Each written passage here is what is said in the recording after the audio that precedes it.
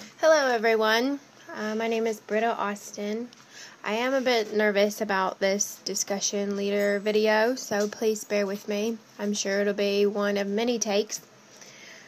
My objective is to go over transnational environments in reference to the Peller 2006 article and its relation to the Sustainable Development Goals.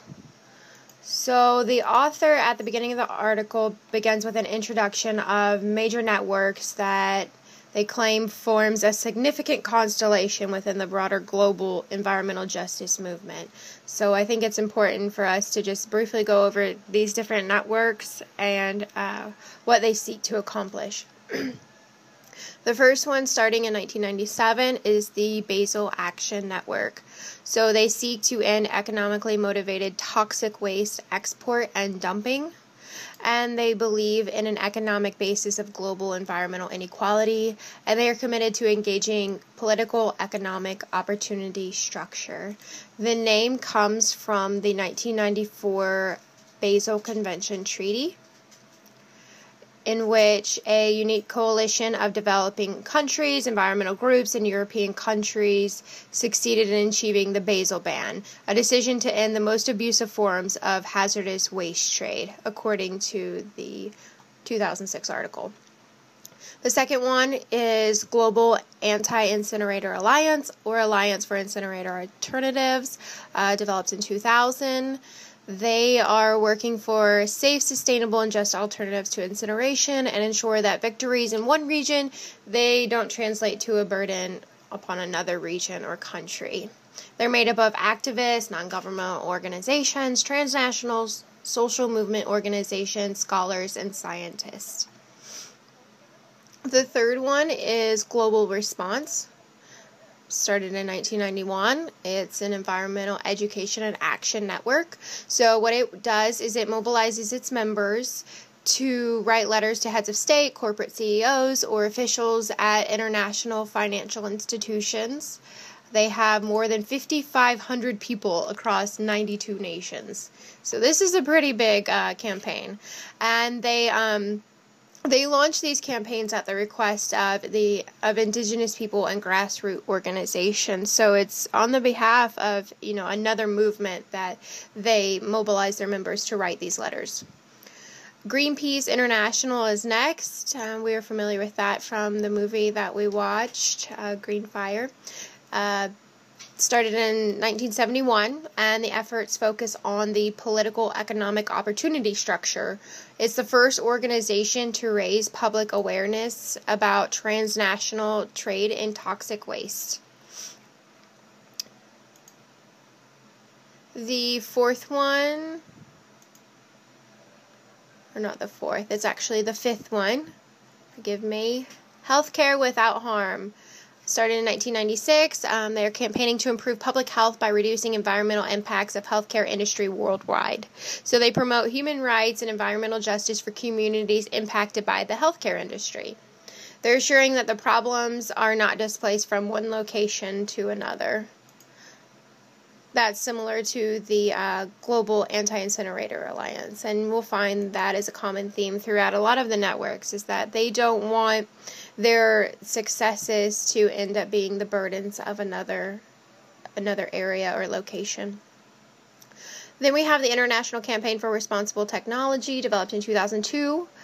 Its name pretty much states what it is. It promotes corporate and government accountability in the global electronics industry, and its main concern is for the life cycle impacts of electronics industry on health, the environment, and workers' rights.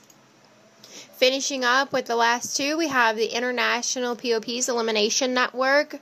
POPs are persistent organic pollutants, so the goal is to achieve a world free of POPs.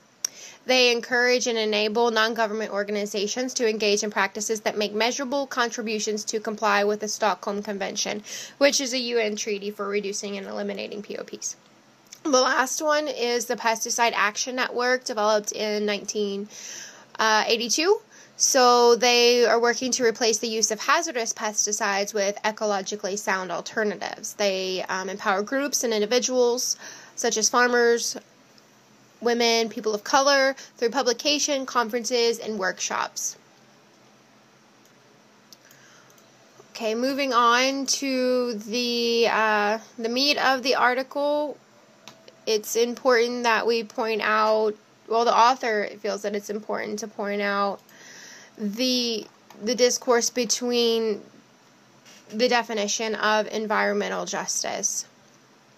So many activists and actors in the environmental justice movement have had difficulties in defining what environmental justice actually means, because it means a lot of different things to many different people.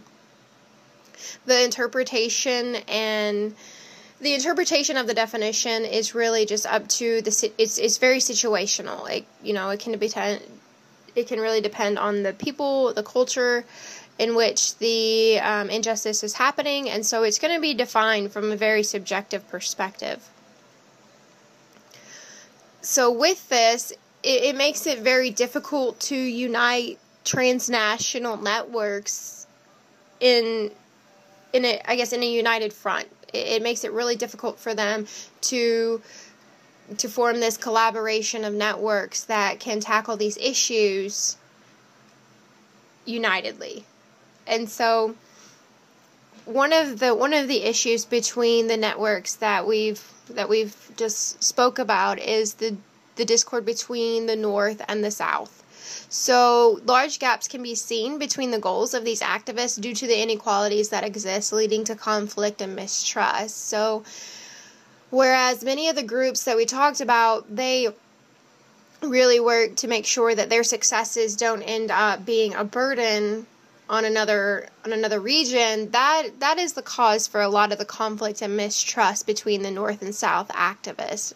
And this will be globally. So the northern region and then southern region hemispheres. So adding to this confusion of defining environmental equality is also the issue of origins. So whether environmental inequality is rooted in racism or class inequality. Throughout the article, there are a number of directors, leaders, activists, and all these different actors that speak about this issue. And what it really gets boiled down to is that it doesn't seem to be that race and class are the true issue. The true issue seems to be political and economic institutional power, or in other words, greed. They feel that race and class are used as a source of divide between people, neglecting the real issue at hand. And that perhaps by referencing the movements as human rights movements, as opposed to environmental justice, this will allow for the smooth integration and collaboration of organizations and networks internationally. So, in connection with the Peller 2006 article, I was really got me thinking about the United Nations. In relating the transnational movements to the United Nations Sustainable Development Goals, it's first very, very important to note that the majority of the networks presented at the beginning of this presentation, and also, of course, the article, took part in this effort, in the development of these goals. They were active participants from the very beginning. These goals started with the very beginning Rio summits and the Millennial Development Goals and the Agenda 21. They were key players from the very beginning. So I think that this is the perfect aspect to point out. So the Sustainable Development Goals, the new edition of them came out in September 2015. This summit was held in New York. And so the goals that were presented from this summit were a set of 17, and they focused on the 3 pillars of sustainability, obviously. So that's economic, environmental, and social. So they have, throughout all the goals, they have some aspect of one of those 3. The first one is no poverty, then 0 hunger, 3 is good health and well-being, 4th is quality education, 5th is gender equality. 6, clear water and sanitation. 7 is affordable and clean energy. 8, decent work and economic growth. 9 is industry, innovation, and infrastructure. 10 is reduced inequalities. 11 is sustainable cities and communities. 12, responsible consumption and production. 13, climate action. 14, life below water. 15, life on land. 16, peace, justice, and strong institutions. 17 is partnerships for the goals. So in reading those, you can clearly see how they can relate to the networks that were previously mentioned. I mean, there are goals in there that are, specific goals of each one of those. So they directly relate to them, and you can see why they would be key players in the development of these goals, and why they would support them. So given the transformative and universal nature of the sustainable development goals, implementation will be highly demanding in terms of the required collective action at all levels. The goals do not only refer to problems in developing countries, but they encompass the aspects of economic, social, and environmental sustainability relevant for all countries. So, with that in mind, we look at goal number 17. It's this partnership, the Uniting International Partnership, is so important, in fact, that goal number 17 centers on this aspect. So it's going to be absolutely essential that these networks, and not only the networks, but non-government institutions, government institutions, citizens, all of these players unite to ensure that these goals become a reality. So I feel that these goals provide a solution to the discord between the North and the South.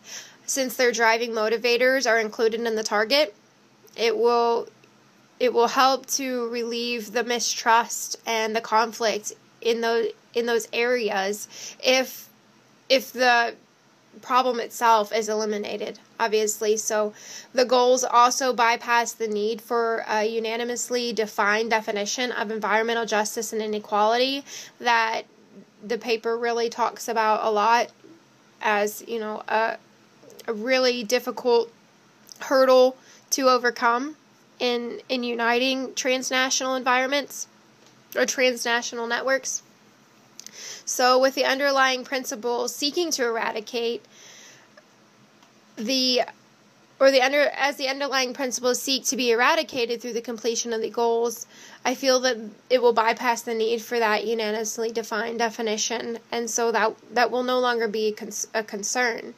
The Sustainable Development Goals, they provide a unique and unprecedented opportunity to not only unite existing networks of activists, but also countries and citizens of the world alike under the same agenda.